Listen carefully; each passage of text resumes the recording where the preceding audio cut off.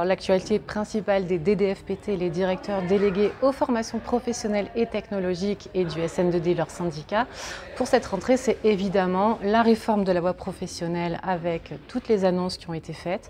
La réforme de la voie professionnelle a fini d'être déployée l'an dernier avec ce fameux parcours différencié en classe de terminale, le fameux parcours Y.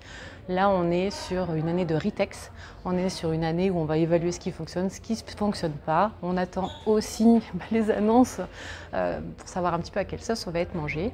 Et comme le travail des DDFPT, c'est de piloter les enseignements professionnels et technologiques et de conseiller le chef d'établissement, eh bien, ça va être leur actualité principale.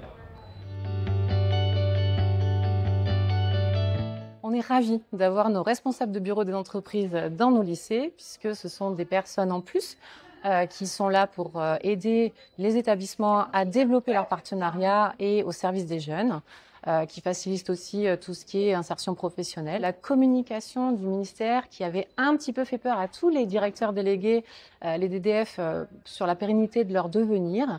Ça se passe de mieux en mieux puisqu'on voit vraiment la plus-value du travail des responsables du bureau des entreprises et je suis convaincue que ça se passera de mieux en mieux.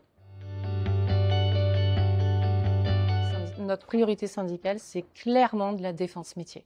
On a vu avec toutes les réformes qui se sont succédées, la communication, une vraie peur des collègues des DFPT pour leur devenir.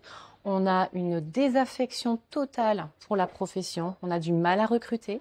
On a 80% des collègues qui ont répondu au baromètre de l'UNSA Éducation qui ne conseilleraient pas un jeune pour faire ce métier de DDFPT.